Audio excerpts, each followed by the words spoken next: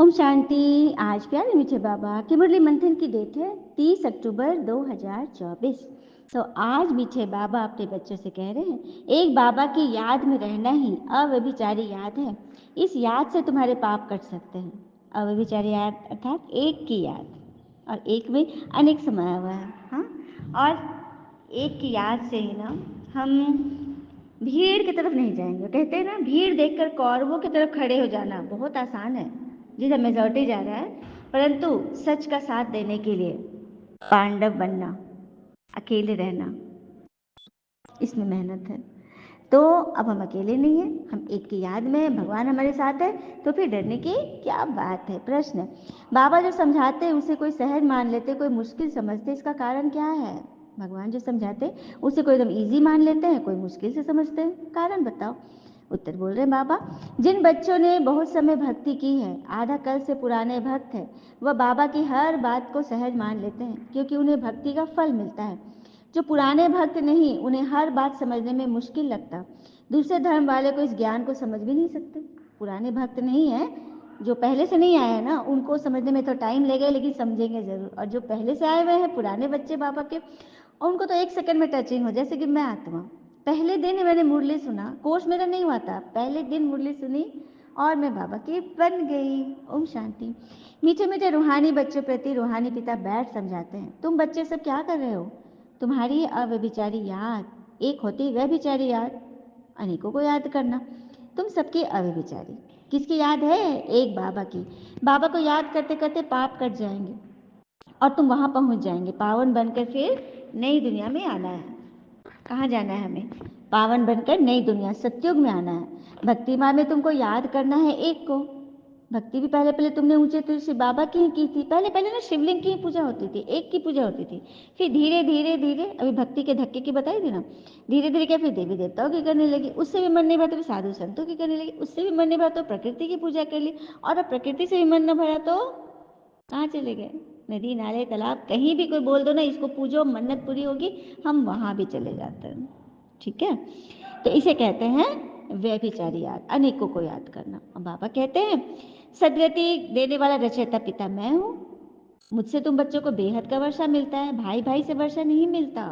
क्योंकि कोई भाई क्या अपनी कमाई से एक भाई को वसीयत बना देगा क्या? नहीं, वो तो पिता का मिलता है, दादा का मिलता है, भाई भाई से नहीं मिलता। मतलब ये आत्मा, हम सभी भाई भाई हैं, भाई भाई किसी कल्याण नहीं कर सकता।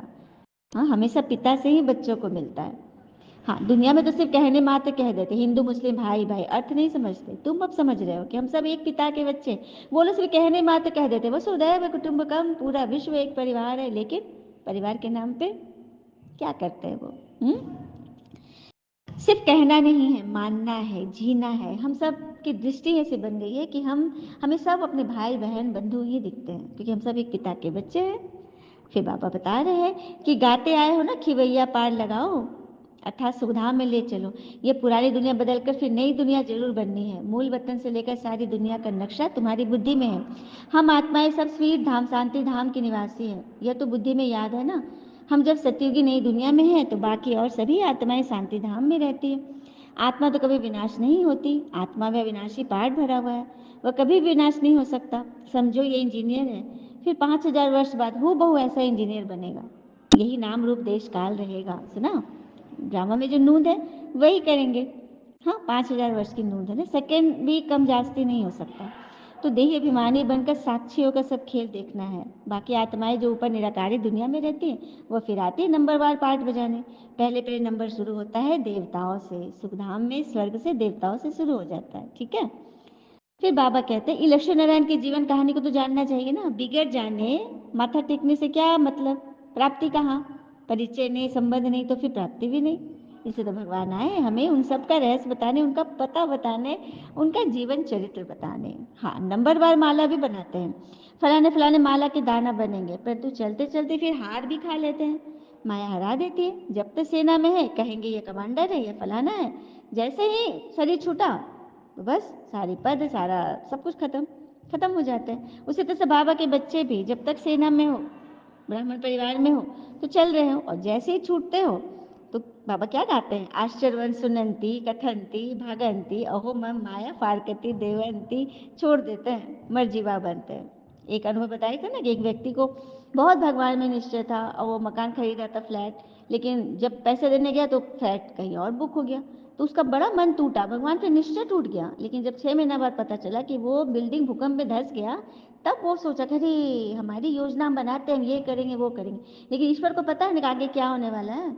उनकी योजना सर्वोपरि है, वो हमें चला रहे हैं। हाँ, और हमें किसी लोभ लालच में नहीं फंसना है। एक कथा सुन लेते।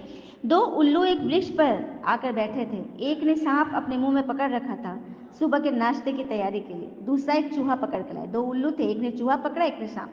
दोनों जैसे ही वृक्ष पर आसपास जाकर बैठे, एक के मुंह में सांप, एक के मुंह में चूहा।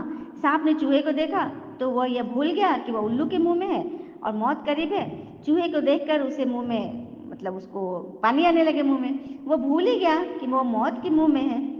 उसको अपनी जीवेशना ने पकड़ लिया, मतलब जीभ के लालच ने।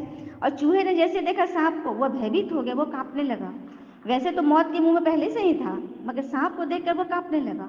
ये दोनों उल्लू बड़े हैरान हुए। एक उल्लू ने दूसरे उल्लू से बोला, भाई इसका कुछ राज समझे? दूसरे ने कहा, बिल्कुल समझ में आया भैया।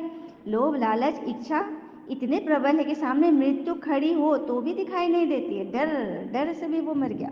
और यह भी समझ में आया कि भय मौत से भी बड़ा है। भय मौत से भी बड़ा, वो मुंह में है, उल्लू के मुंह में, लेकिन सांप को देखकर वो ज़्यादा डर रहा है। मैंने भय मौत से भी बड़ा है, मौत सामने खड़ी है, उससे भयभीत नहीं है, लेकिन इस बात से डरे कि सांप कहीं हमला न कर दे। तो मौत से हम भयभीत नहीं होते हैं, हम भय से ज़्यादा भयभीत हैं।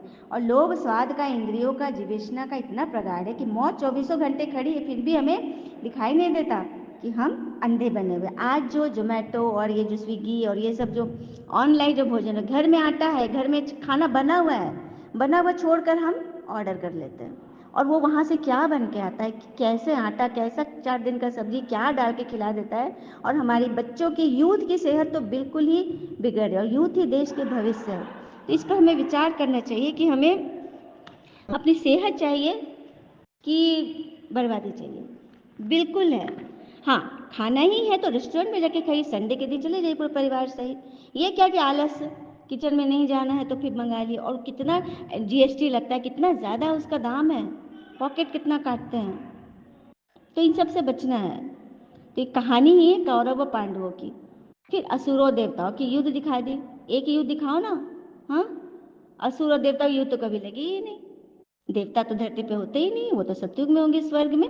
अब देखिए, रशिया और अमेरिका दो भाई हैं, दोनों में कितना कंपटीशन है, बॉम्ब शादी बनाते रहते हैं।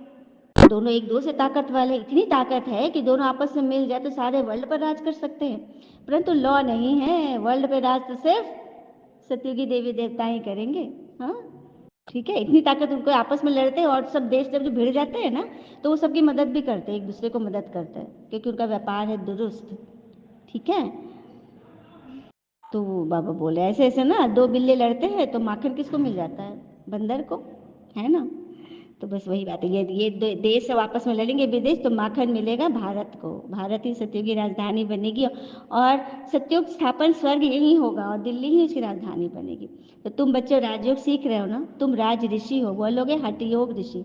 रात दिन का फर्क है, उन का संन्यास है कच्चा, हद का, घर बार छोड़ने का, तुम्हारा संन्यास है पक्का, अपनी विकार, अपनी कमी कमजोरियां छोड़ने का। तो बाबा द्वारा जो पढ़ते हैं वह तो जरूर रियल बनेंगे, इसमें निश्चय न होने की तो बात ही नहीं है। यह नॉलेज स्वयं भगवान पढ़ाते, जो हमारा टीचर भी है, सच्चा सदगुरु भी है। वो गुरु लोग तो आधा में छोड़कर शरीर छोड़ के चले गए, तो फिर नया गुरु करें, भटकेंगे ना फॉलोवर जो है। तो बस यही बात है। और ये तो आए हैं हमारे परम सदगुरु, ये तो छोड़कर जाएंगे ही नहीं, साथ लेकर जाएंगे। तुम बच्चों के लिए यह थोड़ी ही दीपावली है, तुम्हारी दीपावली तो होती है सतयुग में, हर दिन दीपावली, कोई एक दिन नहीं। क्योंकि तुम हो पुरुषोत्तम संगम युग पर, उन कुंभ के मेलों में कितने ढेर मनुष्य जाते हैं। वह होता है पानी की नदियों का मेला, कितने ढेर मेले लगते हैं। और तुम्हारा है परमात्मा से आत्मा के मिलन का मेला। इसलिए तो बाबा कहते हैं, मीठे बेटे लाडले बच्चों मुझे याद करो, तुम्हारी आत्मा जो सतो प्रधान से तमो प्रधान बनी है, खाद पड़ी है ना, वह योग अग्नि से ही निकलेगी। सुना, सोनार लोग जानते हैं ना सोना को कैसे तपाया जाता है अग्नि में, ताकि वो शुद्ध हो जाए। अभी तो देखो, भक्ति का राज है, बड़े से बड़े श्री श्री 108 1008 जगत गुरु कहलाते हैं। हाँ, वास्तव में ये माला है यहाँ की, भक्ति की माला है। ज्ञान की माला तो तुम बच्चे बनाते हो, जो बाबा तुमको राजयोग पर सिखलाते हैं। अच्छा, मीठे मीठे बच्चों प्रति भगवान की नमस्ते, हम बच्चों के भी प्यारे बाबा को नमस्ते। धारणा के लिए मुख्य सार, पहले पॉइंट, इस अनादि अविनाशी बने बनाए ड्रामा में हर एक के पाठ को देह अभिमानी बन साक्षी होकर देखना है, अपने स्वीट होम और राजधानी को याद करना है। दूसरी पॉइंट, माया से हारना नहीं है, याद की अग्नि से पापों का नाश कर आत्मा को पावन बनाने का पुरुषार्थ करना है।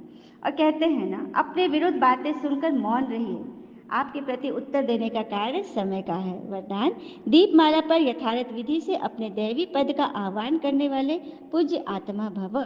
दीपमाला पर यथार्थ विधि से अपने दैवी पद का आह्वान करने वाले पूज्य आत्मा बनते हैं।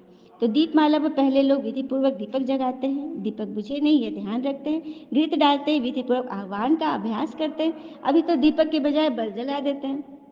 तो आत्मा का दीपक जलाइए और सच्ची सच्ची दिवाली मनाइए। स्लोगन, सदा बेहद की वृत्ति, दृष्टि और स्थिति हो, तब विश्व कल्याण का कार्य संपन्न हो जाएगा। बेहद की वृत्ति दृष्टि कैसी होगी?